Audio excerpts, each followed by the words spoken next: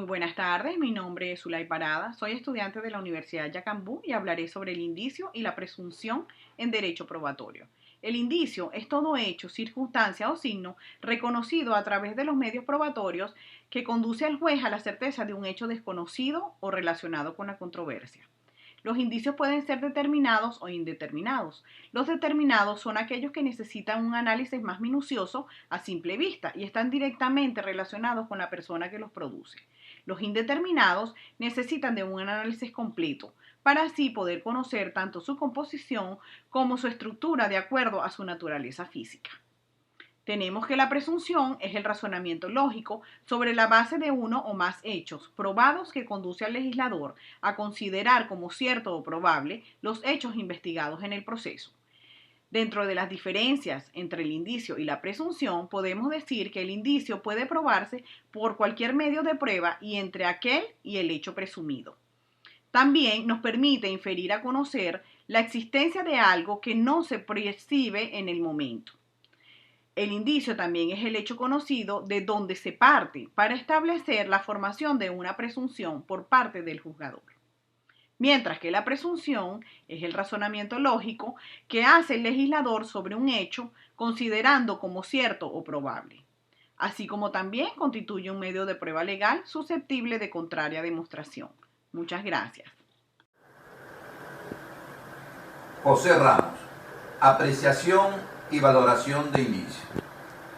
La apreciación y valoración de la prueba de indicios constituye indudablemente una operación mental y fundamental en todo proceso, la cual tiene por fin conocer el mérito o valor de convicción que pueda deducirse del contenido. La valoración de los indicios la hacen libremente los jueces, siempre bajo la condición de que efectivamente se traten de conclusiones sacadas de un hecho indicador. Los jueces son soberanos en la apreciación de esta prueba, puesto que la ley ha dejado a la prudencia de ellos ponderar la gravedad, la precisión, la concordancia y la convergencia entre sí de los indicios que resulten de los autos. Este poder del juez en esta materia se fundamenta principalmente en la lógica, apoyada en el conocimiento técnico, científico, especial, suministrado por los expertos, que orientan a través del argumento de la prueba.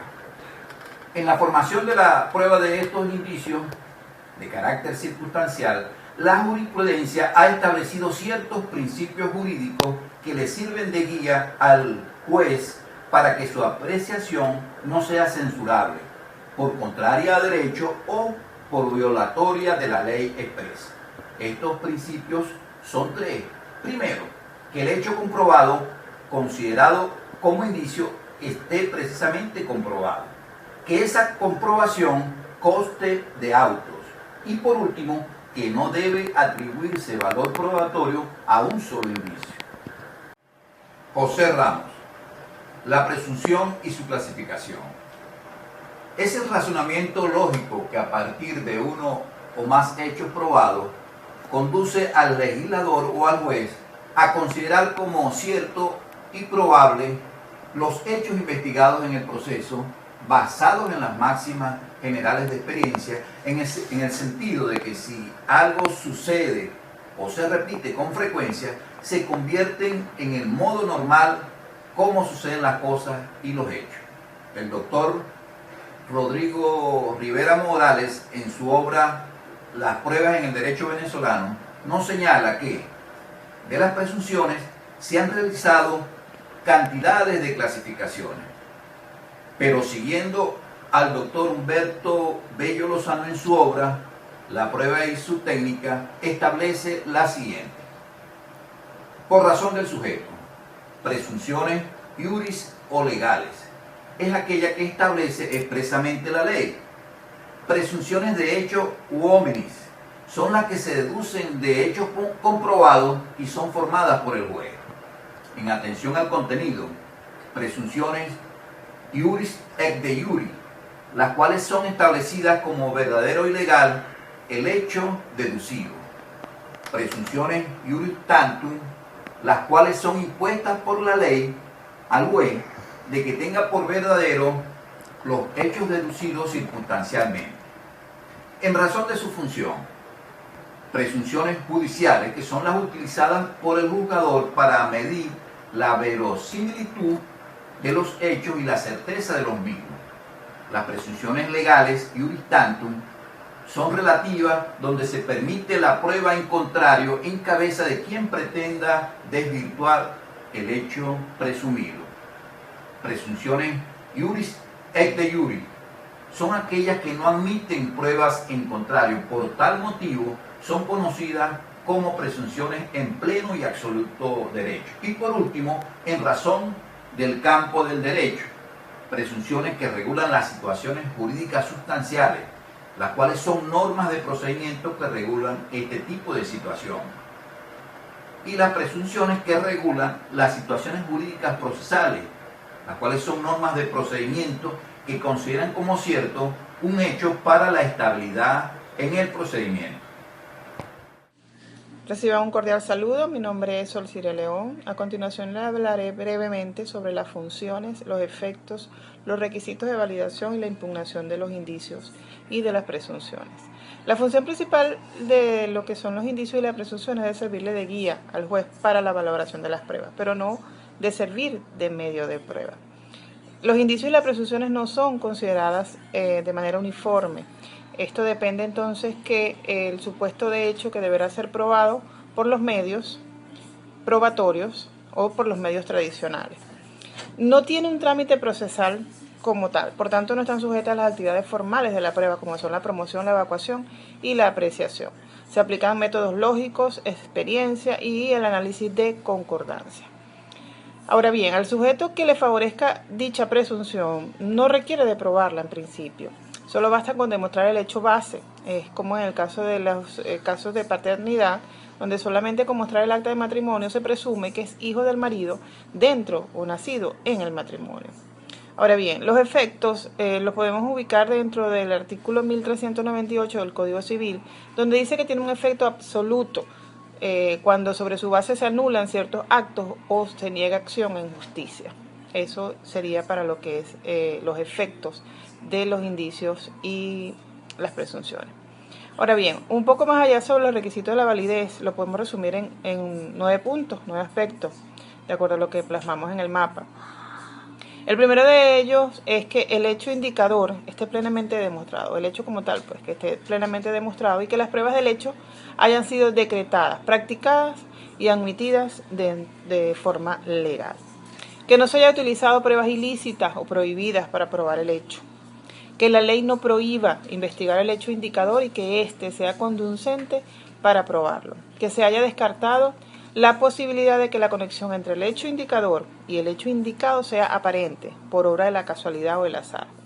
Que se haya descartado la posibilidad de falsificación del hecho del indicador por obra de las partes. Que la relación de causalidad entre el hecho indicador y el hecho indicado sea fuerte. Que haya una pluralidad de indicios si son contingentes, pero además sean graves, concurrentes y concordantes. Que no exista contraindicios que no puedan descartarse razonablemente y por último, que no existan otras pruebas que contradigan el indicio.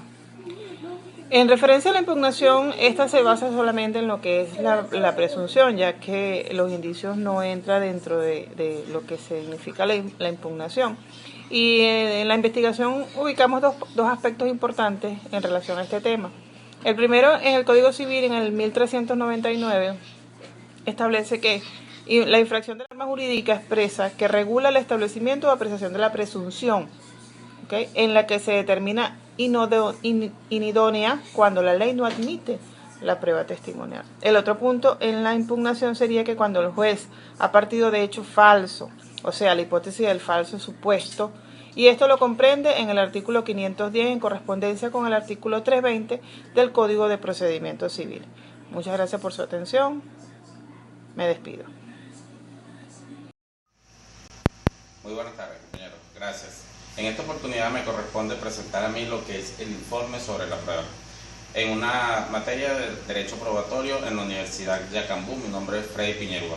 Debemos estar conscientes que La prueba del informe lo estatuye el artículo 433 del Código de Procedimiento Civil y que puede ser solicitada por el juez a cualquier oficina pública o privada con el objeto de que se informe sobre un asunto determinado al cual no tiene acceso directo la parte promoviente. También es un medio autónomo de pruebas distinto a las otras clases conocidas. Su objeto es tratar de comprobar o verificar la exactitud de las afirmaciones que se hacen en el litis las partes respecto a los hechos con motivo de una controversia. El concepto de la misma se puede definir de la siguiente manera: cuando se trate de un hecho que conste en documentos, libros, archivos, asociaciones gremiales, sociedades civiles o mercantiles e instituciones similares, otros papeles que se hallen en oficinas públicas o bancos.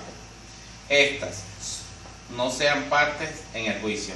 El tribunal, a solicitud de la parte, requerirá de ellas informes sobre hechos litigiosos que aparezcan en dichos instrumentos o copias de los mismos. No podrán rehusar invocando el derecho de que hay una causa de reserva en la misma.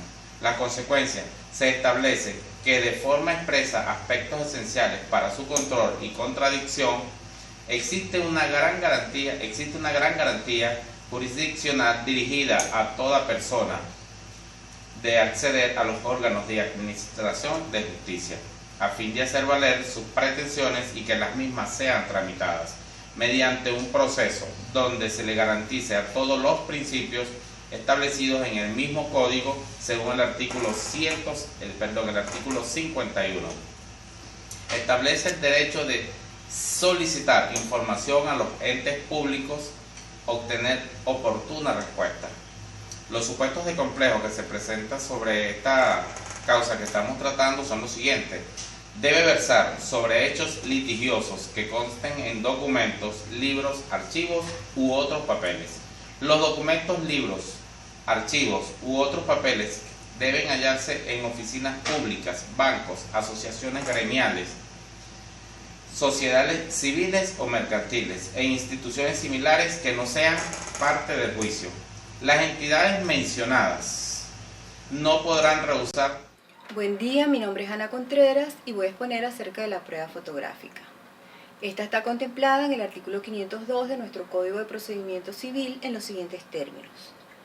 El juez, a pedimento de partes o de oficio, puede disponer que se ejecuten planos, calcos y copias y fotografías, tanto de documentos, lugares o de objetos. De este artículo se desprende que solo el juez puede ordenar que se utilice la prueba fotográfica. La promoción de las reproducciones, si nos atenemos a lo establecido en el artículo 429 del Código de Procedimiento Civil, tiene 3 oportunidades procesales, que son en el nivel de la demanda, en la contestación de la demanda o en el lapso de promoción de pruebas. Si se presenta fuera de estas oportunidades procesales, no tendrá ningún valor y será desestimada. En algunos casos, para comprobar que un hecho se produjo de una manera determinada, el juez puede ordenar una reconstrucción de los hechos. En tal caso, manda a ejecutar o bien una reproducción fotográfica o una reproducción cinematográfica. Estas son unas pruebas a nivel de experimento. El juez debe asistir a las mismas y puede mandarlas a ejecutar por uno o varios expertos, ya que estas son un desarrollo simulado de los hechos a decir de las partes y de los testigos. Por tanto, se concluye que la prueba fotográfica solamente puede ser ordenada por el juez y que tiene un carácter de prueba experimental. Continuando con la exposición, tenemos la valoración y apreciación de las pruebas. Esto se define como el mérito que el juez le otorga a la forma como las partes intentaron demostrar los hechos en el proceso, de acuerdo a los medios de prueba permitidos por la ley. Esto está establecido en los artículos 508 y 509 del Código de Procedimiento Civil. Por otra parte, la doctrina establece que la valoración de las pruebas proviene de los conocimientos que tiene el juez que le permiten dar mérito a las pruebas y definir la eficacia de las mismas. El juez emitirá su decisión conforme a su libre convicción, de acuerdo a las pruebas aportadas por las partes, luego de analizarlas detenidamente, de acuerdo a las normas establecidas para ello. Gracias. Buenas tardes, profesores y compañeros. Mi nombre es Francisco Alexander Pulido, cédula entidad 12.457.627. A mí me corresponde el tema relacionado a lo que son los sistemas de la prueba libre, requisitos, sistema de prueba legal en el sentido estricto, sistema de la sana crítica, la sana crítica como modelo y no como sistema, y sistema de libre convicción. Debemos entender que el sistema de prueba libre o de libre apreciación es el sistema que otorga al juez una libertad absoluta en la apreciación de las pruebas producidas. Este sistema no solo le concede el poder de considerarla sin requisitos legales de especie alguna, sino que lleva hasta él el poder de seleccionar las máximas de experiencia que han de servir para su valoración. Se ha entendido que el sistema de libre apreciación es el mismo que se denomina la libre convicción. Dentro de este método, el magistrado adquiere el convencimiento de la verdad con la prueba de auto, fuera de la prueba de auto y aún en contra de las pruebas de auto.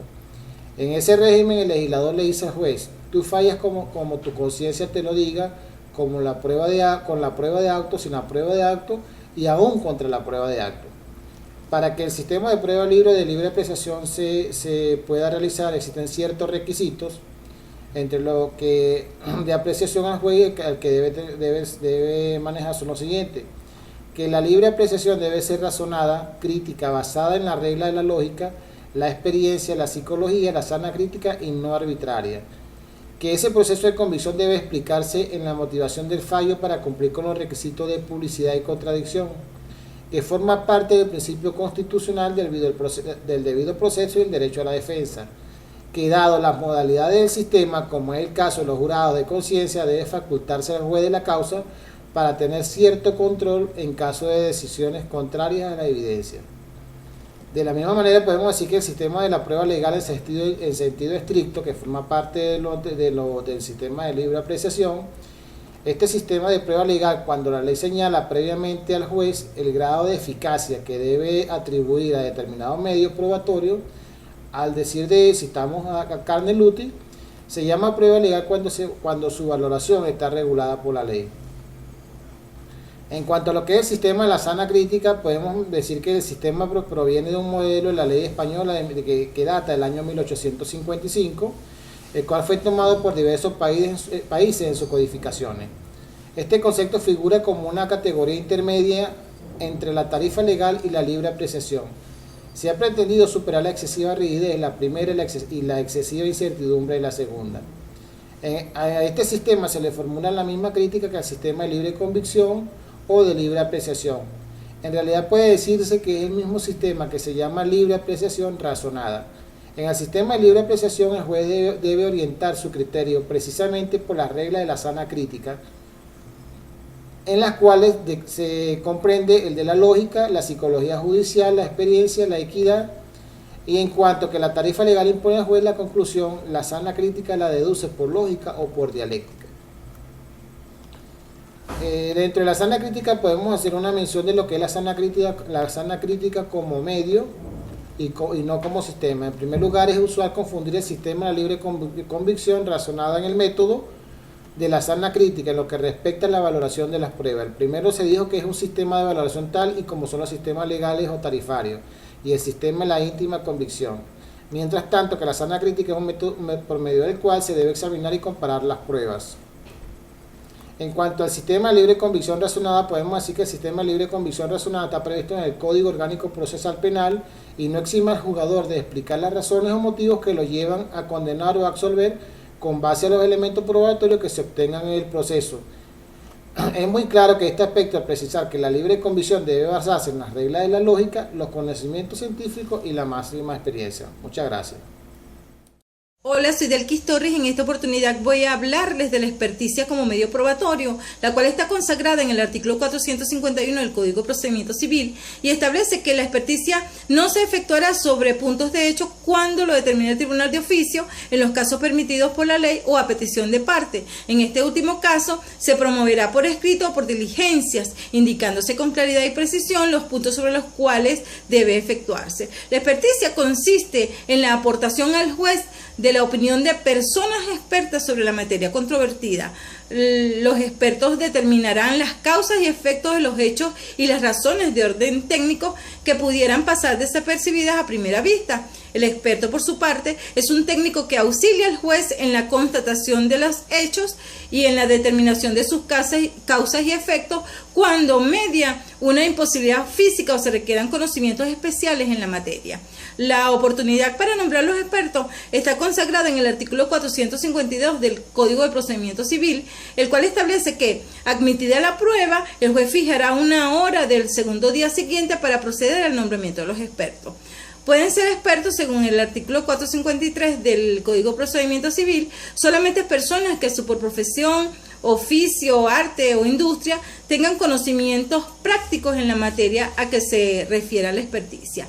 Para el nombramiento de los expertos se puede llevar a cabo de dos maneras distintas. La experticia a instancia de parte consagrada en el 454 del Código de Procedimiento Civil, cuando la experticia sea acordada a petición de parte, las partes concurren a la hora señalada para hacer el nombramiento, debiendo en este caso presentar la constancia de que el experto designado por ellos acepta el cargo como tal, contemplado como lo dispone el artículo 458 del mismo código. La experticia de oficio, contemplada en el artículo 455, cuando la experticia se haya acordado de oficio, el juez nombrará uno o tres expertos, tomando en cuenta para ello la importancia de la causa y la complejidad de la misma, sobre los cuales debe dictaminar los expertos. En este caso, según el artículo 459 del mismo Código de Procedimiento Civil, los expertos que nombre el juez prestarán su aceptación y juramento dentro de los 3 días siguientes a su notificación. Entre las características de la experticia tenemos que constituye un tipo de prueba indirecta debido a que la percepción no es directa del juez, sino a través de los dictámenes de los expertos. Otra de las características es que en la experticia las materias o los objetos sometidos a ella constituyen las fuentes. Buenas, mi nombre es Carlos Medina para la Universidad Yacambú. El silencio de la prueba es una figura que se puede verificar en instancia, pero que tiene su fundamentación en el artículo 320 del Código Procesal Civil, ya que dicta la forma de la sentencia en casación. El silencio de la prueba, además de ser un vicio desde el punto de vista procesal en la conducta del juez, constituye lo que se denomina un caso de inmotivación de la sentencia. En otros términos, el juez está obligado a fundamentar, a motivar su decisión. Tiene que analizar todos los hechos que le han sido presentados por las partes y todas las pruebas que las partes hayan aportado en los autos. Si él omite que el caso específico de las pruebas, pronunciarse sobre una o varias de las pruebas que las partes le hayan aportado, o quizás sobre una de las pruebas que gracias a su propia voluntad están en el expediente, este hecho se denomina silencio de prueba. Y este es una de las causas de inmotivación de la sentencia. Dicho en término más sencillo, el juez, que no analiza todas las pruebas, dicta un fallo carente de motivación. Muchas gracias.